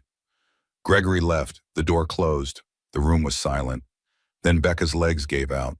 Marley caught her, held her while she cried. Not sad tears, angry tears, relieved tears, free tears. You did it, Marley whispered. You faced him, and you won. I'm not crying because I'm sad. I know you're crying because you're alive, because you survived, because he failed to destroy you. That's worth crying about. The article published at 6 a.m. the next morning. By 9 a.m., it was trending nationally. By noon, international media had picked it up. Tech millionaire starved pregnant wife while spending $400K on Mistress. Pregnant woman survived on dog food while husband fed Mistress $10K dinners. Silicon Valley executive faces criminal charges for reproductive coercion. The photos were devastating. Becca at her thinnest. The Instagram posts showing Vivian's luxury. The email drafts with Gregory's own words. The medical records. Frank's timestamps. The public reaction was immediate and vicious. Gregory's company fired him. His board of directors issued a statement. We are horrified in these allegations and have terminated Mr. Morrison's position effective immediately. A full financial audit is underway. His social media was flooded. Death threats, anger, disgust, women sharing their own stories of financial abuse, men saying they'd never seen something so calculated. Vivian posted her own statement. I was lied to by Gregory Morrison. I believed him when he said his wife was fine. I had no idea what was really happening. I am cooperating fully with authorities. I am deeply sorry to Rebecca Morrison. No woman should suffer what she did. I take full responsibility for my part in not asking harder questions. The DA filed criminal charges, financial abuse, reproductive coercion, reckless endangerment, facing up to 10 years combined if convicted. Gregory's lawyer reached out to Patricia. My client wants to settle. Everything, custody, CSETs. He'll sign whatever you want. Just make the criminal charges go away. Too late, Patricia said. The DA's case doesn't depend on Rebecca's cooperation anymore. It's a matter of public interest now. Women's safety, he's going to trial, and he's going to lose. 8 weeks after that confrontation in Marley's apartment, Becca sat in family court. Judge Carolyn Webb presiding. The courthouse was packed. Media couldn't come inside, but they lined the halls. This case had become a symbol, a referendum on how society treats women. Becca wore a maternity dress, navy blue, professional. She was 32 weeks pregnant now, gained 25 pounds from her lowest weight, healthy, glowing even. Grace was thriving. Gregory sat at the defense table. 3 lawyers, all expensive, all useless against the evidence. Judge Webb was 58, 25 years on the bench, known for being fair but firm. She looked at the case file, the stack of evidence. Her face was unreadable. "This is a custody hearing," she began, "but given the related criminal charges, I've allowed a broader scope of evidence than typical. Both sides will have opportunity to present. Mr. Morrison, your attorney, may proceed." Gregory's lead lawyer stood. Marcus Sullivan, Harvard Law, $2,000 an hour. He was good at his job. "Your Honor, my client acknowledges that his marriage had problems. He acknowledges that he could have been more attentive, more present. But the allegations of systematic abuse, of intentional starvation, these are exaggerations born from a bitter divorce. Mrs. Morrison had access to funds, had freedom, had support. She chose not to use them." Patricia stood. Objection. Mischaracterization of evidence. Sustained. "Mr. Sullivan, stick to facts not yet in evidence." Sullivan continued. "My client is a successful businessman. He provided a $15 million home, a lifestyle most people can't imagine.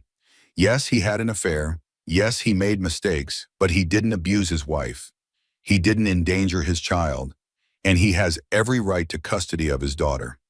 He sat down, confident, like the evidence didn't exist. Patricia stood.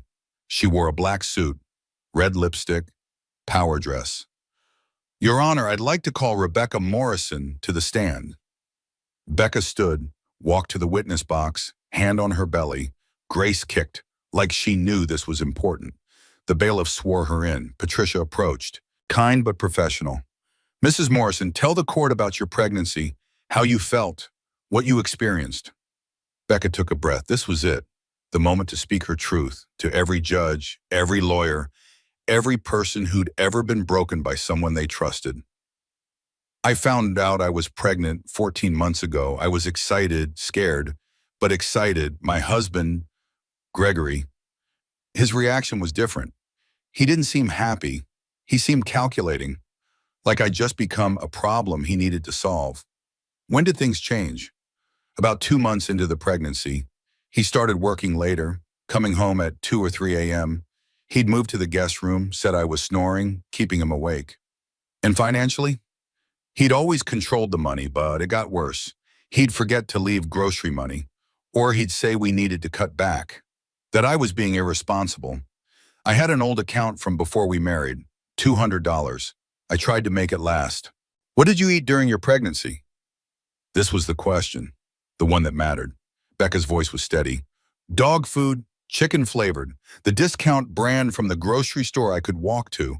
I ate it at least 3 times a week, sometimes more." The courtroom went silent. Gregory's lawyers exchanged looks. Sullivan started to object, then stopped. What could he say? The medical records proved it. "Why dog food?" "Because there was nothing else. The refrigerator was empty. I had no money, no car access, no way to get food, and I was desperate. My baby was kicking, weak kicks. I knew she needed nutrition. I ate whatever I could find." Judge Webb leaned forward. "Mrs. Morrison, did you ask your husband for help?" "Yes, Your Honor, many times. He'd say we needed to budget better, that I was being dramatic, that I should learn to manage money. Then he'd leave for work, and I'd be alone, hungry, terrified." Patricia presented exhibits, medical records. Becca's weight chart, 134 pounds at conception, 109 pounds at 6 months, 25 pounds lost. Photos. Becca at her thinnest, taken by Frank, dated, time-stamped. Bank statements. $0 accessible to Becca, millions accessible to Gregory. Credit card statements. The dinners, the jewelry, the trips, all for Vivian. Instagram posts, Vivian's luxury documented in real time. Posted while Becca starved. And the email drafts, Gregory's own words, documenting his plan, his timeline, his goal. Patricia read them aloud. Every word, every day, every proof of premeditation. Day 47, she's noticeably weaker. Day 83, reduced her account to $200. Beautiful watching her unravel. Day 119, need Becca to break completely. Clean slate. By the time Patricia finished, Judge Webb's face was stone. Cold fury barely contained. Mr. Sullivan, do you have evidence to refute these documents? Sullivan stood. For the first time, he looked uncertain. Your Honor, those emails were private thoughts. They don't represent actual intent. They represent a man documenting the systematic destruction of his wife.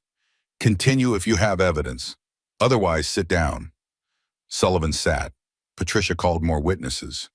Dr. Sarah Mitchell testified about the malnutrition, the baby measuring small, the real danger Becca and Grace had faced.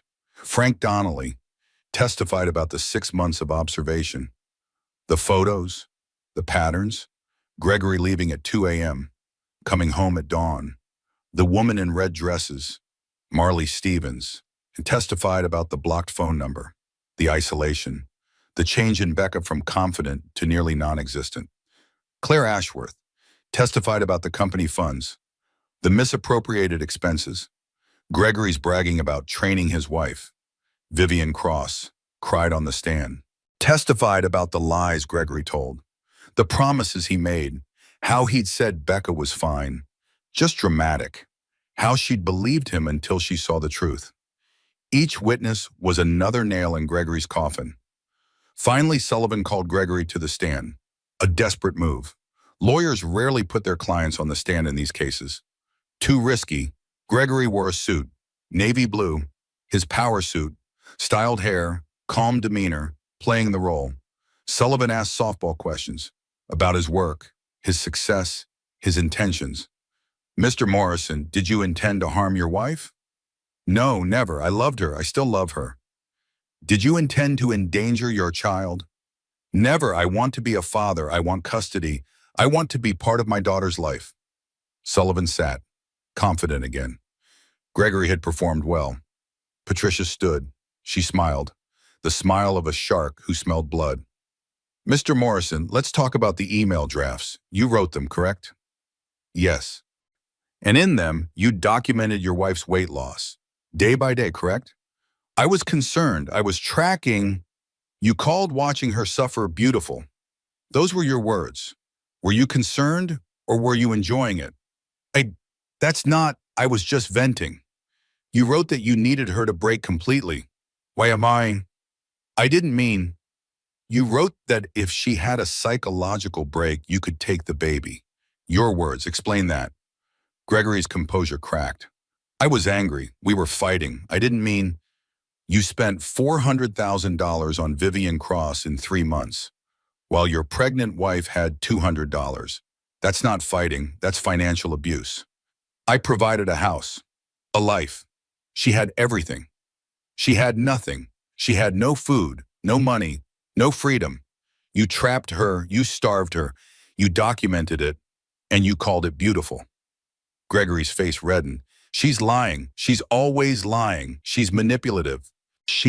She's sitting right there, 32 weeks pregnant, with your daughter, the daughter you tried to make her lose. Look at her.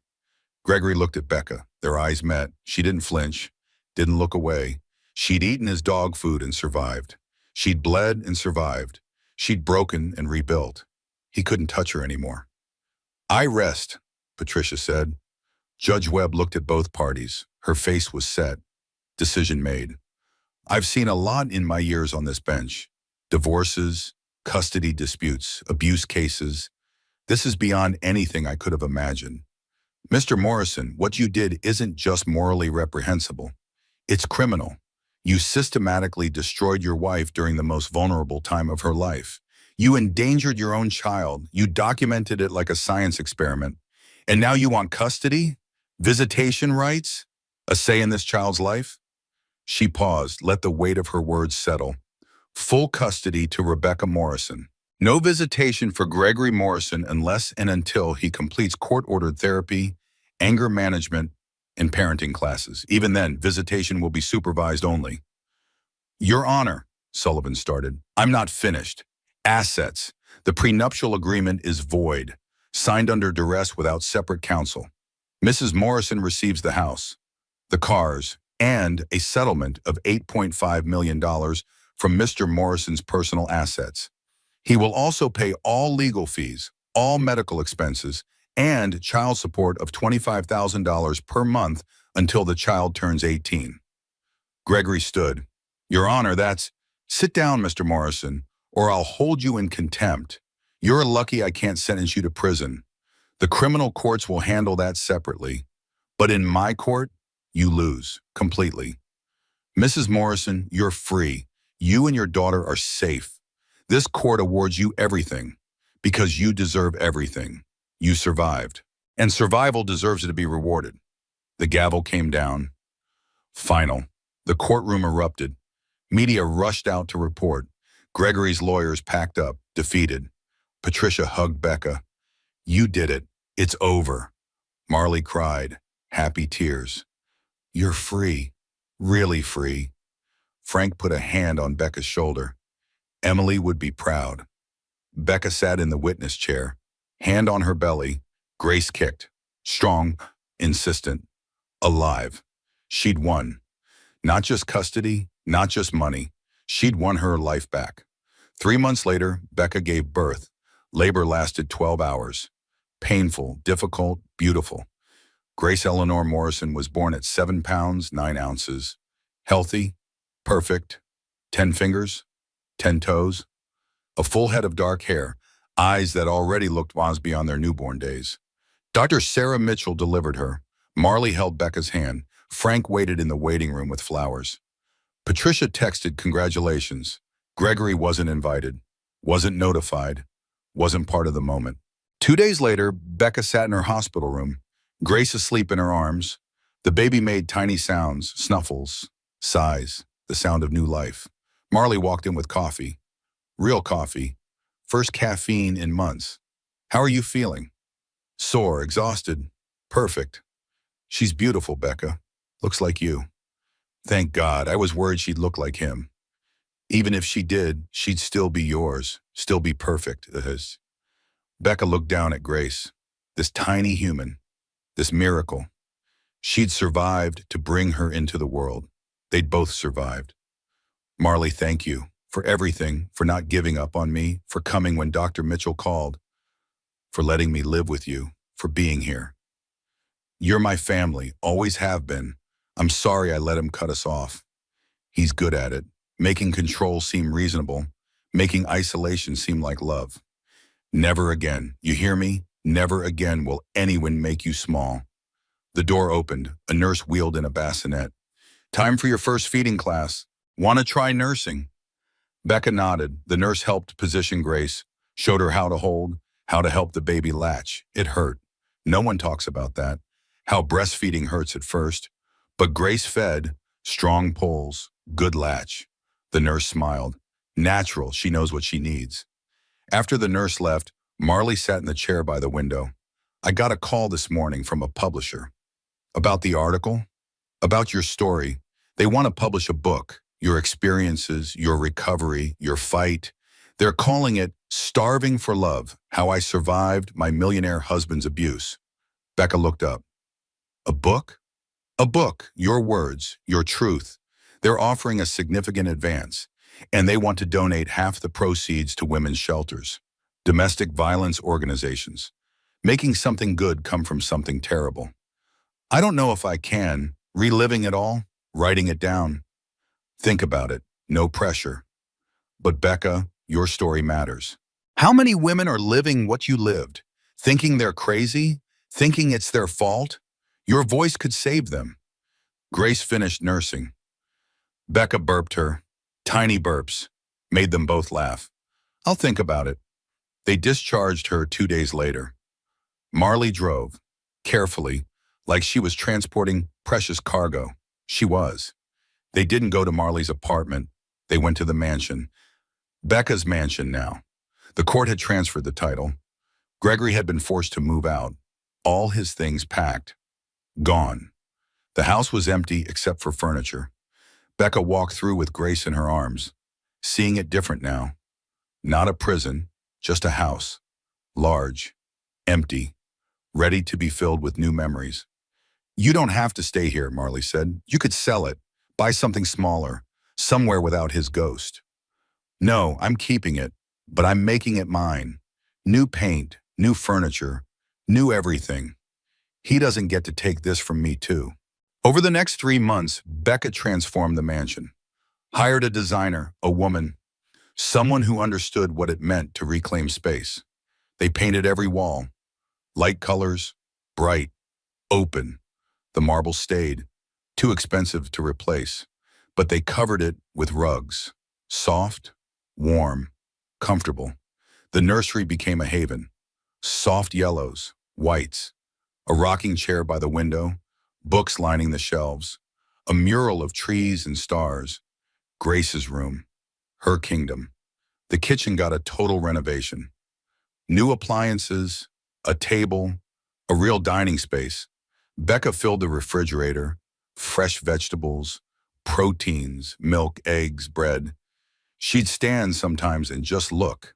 Abundant, full, safe. She threw away the can opener. Didn't need the reminder anymore. Grace grew. 2 months old, 3 months, 4 months. She smiled, cooed, started rolling over, each milestone a victory, proof they'd both made it. Marley visited daily, Frank too.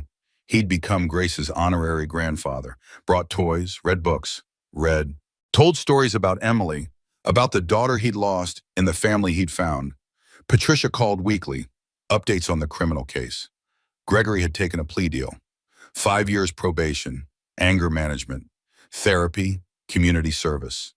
Registered as a domestic offender. His career was over, his reputation destroyed. He'd never work in tech again. Vivian had moved to New York, started therapy, posted rarely.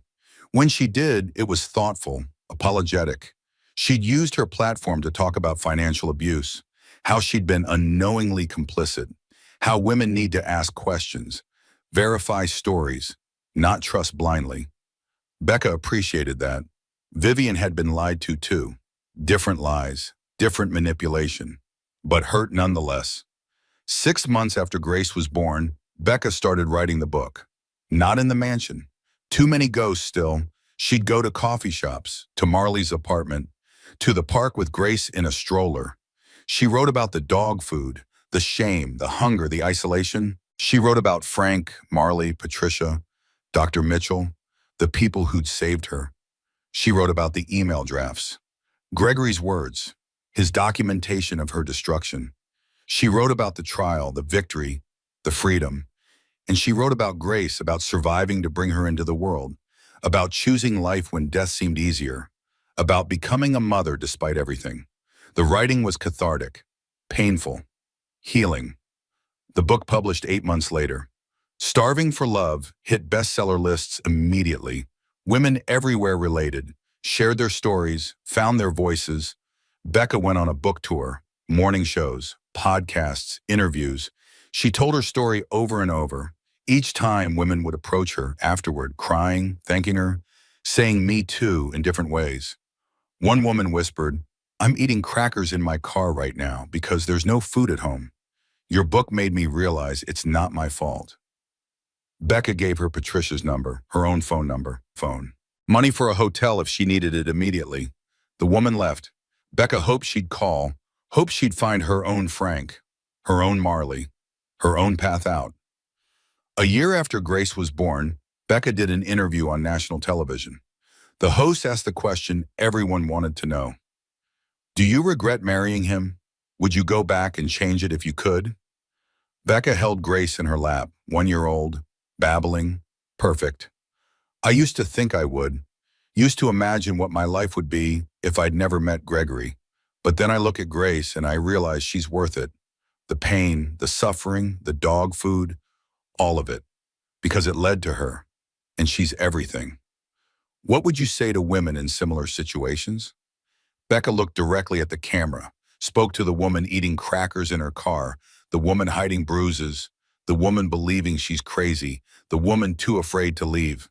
You're not alone. You're not crazy. It's not your fault. And you can survive this. I did. On dog food and stubbornness and the smallest spark of self-preservation. If I can survive, you can survive. Find your people. Your Frank, your Marley, your Patricia. They're out there waiting to help. You just have to reach out. The segment went viral. Becca's message replayed millions of times. Women reached out, thousands of them. Shelters reported increased calls, increased awareness. Change happened. Small, gradual, but real. 2 years after Grace was born, Becca received a letter, forwarded through her publisher. No return address. She opened it carefully. Inside, a single page, handwritten. Rebecca, I know I have no right to write to you, no right to any space in your life, but I need to say this. I'm sorry, not because my lawyer told me to, not because it's expected, but because I finally understand what I did. Therapy has shown me the monster I became, how I systematically destroyed the woman I'd promised to love, how I endangered my own child, how I documented it like you were an experiment. I'm sick. I was sick. I'm working on it. But working on it doesn't undo the harm, doesn't erase the dog food, doesn't give back the months of terror. I don't expect forgiveness. I don't deserve it. But I wanted you to know that I see it now, really see it. You survived something I created. You're stronger than I could ever be. Grace is lucky to have you. I'll never contact you again. But I had to say this once. I'm sorry. Gregory. Becca read the letter 3 times, looked for manipulation, for hidden motives, for the trap, but it seemed genuine, broken, real. She showed it to Marley. What do I do with this? What do you want to do, Bo? Becca thought, for a long time. Then she went to the kitchen. The one she'd renovated, filled with food and life and safety. She opened the drawer, found matches, went to the fireplace, lit the letter, watched it burn. I don't need his apology, she said to Marley. I don't need his understanding. I needed it then. When I was starving, when I was bleeding, when I was breaking, but now I have everything I need. Grace, my voice, my life. His apology is for him, not me. He can keep it. The letter burned to ash. Becca swept the ashes away. Didn't think about it again. 3 years after the trial, Becca stood in her kitchen, the mansion that was finally completely hers. She was making breakfast, eggs, toast, fresh fruit, orange juice, coffee. Grace sat in her high chair, 3 years old, talking constantly, bright, curious, healthy. Mommy, I hungry. I know, baby. Breakfast is almost ready. Becca plated the eggs, scrambled, fluffy. She'd learned to cook, really cook. Not just survive, but create, nourish, enjoy. She set the plate in front of Grace, cut the eggs into small pieces, watched her daughter eat. Every bite was a victory. Every meal was proof they'd made it. The doorbell rang. Becca checked the monitor. Marley. Right on time. She opened the door. Marley carried coffee, 2 cups, a Saturday tradition. Morning, how's my favorite niece? Auntie Marley, Grace shrieked, scrambled down from her chair, ran to hug Marley's legs. Marley scooped her up. You get bigger every week. What are you eating? Magic beans? Eggs. Mommy made eggs. Sounds delicious. Better this than the gross cereal I had. They sat at the kitchen table. Grace returned to her breakfast. Marley handed Becca a coffee. Extra milk, 2 sugars. She knew. So, Marley said, big day tomorrow. Tomorrow, the foundation launch. Starving for Love Foundation, a nonprofit Becca had built over the last 2 years, supporting women leaving financial abuse, providing emergency funds, legal support, housing assistance, everything Becca had needed and more. They'd raised $3 million, partnered with shelters, hired social workers, created a hotline, built a network. Tomorrow was the official launch, press conference, donors, survivors, telling more stories, building more bridges. I'm nervous, Becca admitted. Why, you've done this before. Interviews, the book, the tour. This is different. This is permanent. This is my life's work now. What if I fail? What if I can't help enough women? What if... Stop. Marley put her coffee down. Serious now. You've already helped thousands. The book, your voice, your example.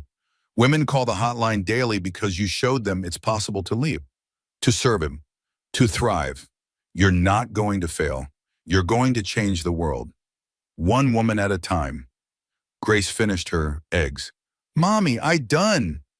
Good job, baby. You want strawberries? Yes, strawberries. Becca washed the strawberries, cut them in half, watched Grace eat them, red juice on her chin, pure joy on her face. This was the victory, not the court case, not the money, not the book, this. Her daughter eating strawberries in a safe kitchen with a full refrigerator and a mother who survived. That night, after Grace was asleep, Becca walked through the mansion, room by room, remembering. The kitchen where she'd eaten dog food, now bright, full, alive. The hallway where she'd bled, now lined with photos. Grace's first smile, first steps, first birthday, life replacing death.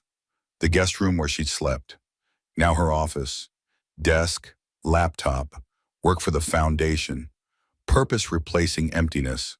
The master bedroom, Gregory's room, now hers, redecorated, new bed, new everything, no ghosts. She stood at the window, looked out at Frank's house, a light on in his window. He was probably watching TV, maybe thinking about Emily, maybe thinking about Becca and Grace, the family he'd found after losing his own. Tomorrow she'd invite him to the launch. He'd decline. Too much attention, but he'd be proud. She knew that. Her phone buzzed, a text from Patricia. Ready for tomorrow? You're going to be amazing. Becca typed back, thank you for everything. You saved my life.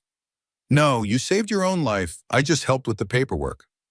Becca smiled, went to Grace's room, stood over the crib, watched her daughter sleep. Perfect, peaceful, safe. She thought about the woman she'd been 3 years ago, 109 pounds, eating dog food, trapped, breaking. That woman felt like a stranger now. Someone from a story, someone who'd suffered and survived and emerged different. Becca wasn't that woman anymore. She was transformed, not broken and rebuilt, but broken and remade into something stronger, something that couldn't be broken again. The next morning, the press conference was packed. Media, donors, survivors, advocates. The room buzzed with energy, hope, purpose. Becca stood at the podium, Grace with Marley in the front row, Patricia beside them, Frank in the back, Dr. Mitchell in the audience, Claire Ashworth, even Vivian, who'd become an advocate herself, an army. Marley had been right. Sometimes you need an army. 3 years ago, Becca began, I was a different person. I weighed 109 pounds at 6 months pregnant. I was eating dog food to survive. My husband was spending thousands of dollars daily on his mistress while I starved. I thought I was alone, crazy, weak. I was none of those things. I was abused. And I survived. The room was silent, listening. Today, I stand here healthy, happy, free, with my daughter Grace, with my friends who saved me, with a purpose bigger than my pain. The Starving for Love Foundation exists because no woman should survive what I survived. No woman should eat dog food while her partner eats caviar. No woman should be trapped in a mansion that's actually a prison. She paused, let the weight settle. We've raised $3 million. We've partnered with 50 shelters nationwide. We have a 24/7 hotline, legal support, emergency funds, housing assistance, everything I needed and more, because I survived to build this. So other women can survive too. Applause, standing ovation. Becca felt tears on her cheeks, happy tears, victory tears. After the press conference, women approached, one by one, telling their stories, thanking her, asking for help. One woman, young, maybe 25, whispered, I'm 8 months pregnant. My boyfriend controls all the money. I have $20. I don't know what to do. Becca gave her Patricia's number, the foundation's hotline, her own email. Call today, right now, we'll help you. You're not alone anymore. The woman left. Becca hoped she'd call, knew she might not. Sometimes the fear is too great, the control too deep. But she'd planted a seed. Sometimes that's enough. 6 months later, Becca got a letter from the young woman. I called. Patricia helped me. I left. My baby girl was born healthy. I named her Rebecca, after you. Because you showed me it was possible. Thank you. You saved 2 lives, mine and hers. Becca cried reading it, showed Grace, who was now 3.5. Mommy, why are you crying? Happy tears, baby. Sometimes we cry when we're happy. Why happy? Because I helped someone, the way people help me. I help too when I big? Yes, when you're big, you can help too. We all help each other. That's how we survive. 4 years after the trial, Becca received one more letter from a lawyer representing Gregory's estate. Gregory had died. Heart attack, 50 years old. He'd never recovered from the scandal, lost everything, died alone in a studio apartment. The lawyer asked if Becca wanted to tell Grace, if she wanted Grace to attend the funeral, if there was any message she wanted to send. Becca sat with the letter for a long time, felt something complicated. Not sadness exactly, not satisfaction either. Just finality, the end of a chapter that had ended long ago. She wrote back, brief, clear. Grace will know about her father when she's old enough to understand. We won't attend the funeral. I have no message to send. May he find peace he couldn't find in life. She told Grace a simplified version years later. When Grace was 12, old enough to understand, but young enough to process. Your father was sick, not in his body, in his mind, in his heart. He hurt me, but he also gave me you, and you're the best thing that ever happened to me. People are complicated, good and bad. Your father was mostly bad to me, but you get to decide who you are. You're not defined by him or by me. You're defined by your choices. Grace thought about it. Did he ever say he was sorry? Once in a letter, but sorry doesn't fix everything. Sorry is just words. Actions matter more. I'm glad I have you, Mom. You're the best. I'm glad I have you too, baby.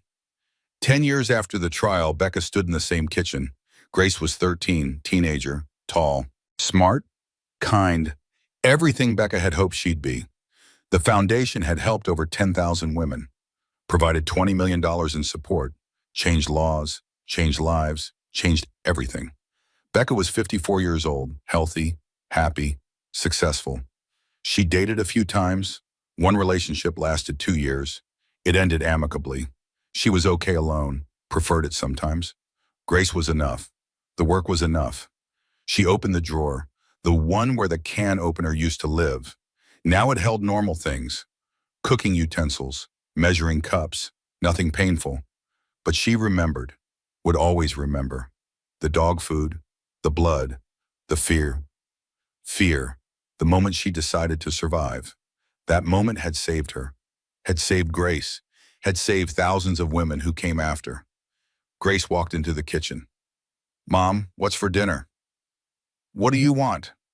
Can we make that pasta thing with the fresh tomatoes? Absolutely. They cooked together, laughing, talking, easy, the way family should be. After dinner, Grace did homework. Becca sat at her desk, answered emails, from women needing help, from donors wanting to contribute, from survivors saying thank you. One email stood out. Subject line, you saved my life. She opened it. Dear Becca, you don't know me, but 15 years ago I was starving. Literally. My ex-husband controlled everything. I ate whatever I could find. I thought about ending it. Then I read your book, saw your interview, realized I could survive. I left, got help, rebuilt. Today I'm remarried, happy, successful. I have 3 kids, and none of it would exist if you hadn't told your story. Thank you. Thank you for surviving. Thank you for speaking. Thank you for showing me it was possible. You saved my life, and now I'm paying it forward. Helping other women. The way you helped me. Survivors helping survivors. That's how we change the world. With love, Jennifer. Becca saved the email, added it to a folder. Hundreds of similar messages. Proof, evidence, that survival matters, that speaking matters, that living matters. She looked out the window. The California sunset, pink and orange and gold. Beautiful. She'd survived. Not just survived, thrived, transformed, become something new.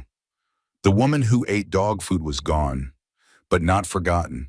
She lived in every woman Becca helped, every story she told, every life she touched. That woman had been weak, broken, scared. This woman was strong, whole, fearless, not because the pain disappeared, but because she'd walked through fire and emerged someone no fire could ever burn again. Grace called from her room. "Mom, can you help me with math?" "Coming!" Becca closed her laptop, went to help her daughter, the daughter she'd survived to raise, the daughter who'd never know hunger, never know fear, never know what it meant to be small in someone else's world, because Becca had made sure Grace's world was big, safe, full. That was the victory. Not the court case or the money or the book or the foundation. The victory was Grace, eating strawberries, doing homework, living a normal life.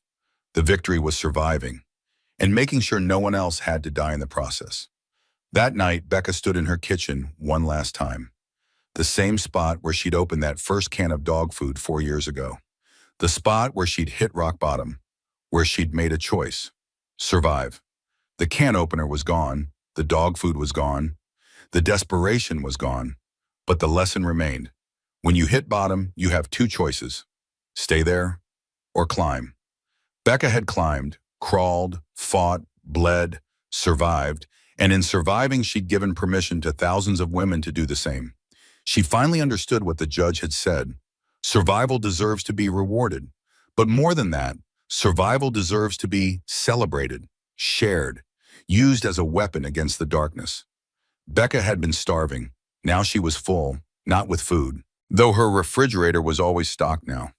A promise to herself and Grace, full with purpose, with love, with grace, with the work, with the knowledge that she'd transformed pain into power, suffering into service, death into life. She turned off the kitchen light, went upstairs, checked on Grace one more time, sleeping peacefully, safe. "We made it, baby girl," she whispered. "We really made it." And they had. The can opener sits in a museum now, the Smithsonian, part of an exhibit on domestic violence, on survival, on women who refuse to disappear. Next to it, a placard reads, "This can opener was used by Rebecca Morrison to open dog food during her pregnancy. While her millionaire husband spent thousands daily on his mistress, Rebecca survived on whatever she could find." Her story sparked a national conversation about financial abuse. Her foundation has helped over 50,000 women. Her voice has changed laws, saved lives, and proven that survival is not just an act of endurance, but an act of defiance. This can opener represents rock bottom, but also the beginning of transformation, because sometimes the only way out is through. Visitors stop, read, some cry, some take photos, some donate to the foundation on the spot. And somewhere in California, Rebecca Morrison continues her work, helping women climb, survive, transform, because she knows what it's like at the bottom, and she knows the view from the top, and she spends every day building ladders for the women still climbing. One woman, one story, one life at a time. That's how you change the world.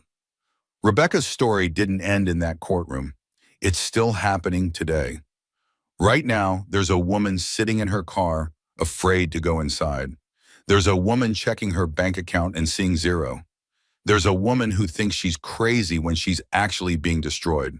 Your engagement on this video does something powerful. It pushes this story to more women who need to hear it. The algorithm doesn't just count likes. It counts lives that might be changed. So if Rebecca's story moved you, hit that like button. Not for me. For the woman who needs to stumble across this video at 2 a.m. when she's searching for answers. Drop a comment, share your thoughts, or just write, "I hear you, Rebecca." Let's build a community of survivors and supporters. Because healing happens when we stop suffering in silence. Share this video. You never know whose life you might save, whose daughter, whose sister, whose friend. And subscribe to this channel. We tell stories that matter. Stories of survival, stories of women who refuse to break, stories that remind us we're not alone. Rebecca survived on dog food and became a voice for thousands. What will your story be? Who will you help by simply pressing share? Thank you for listening. Thank you for caring. Thank you for being part of the solution. See you in the next story, where we'll meet another survivor who refused to disappear.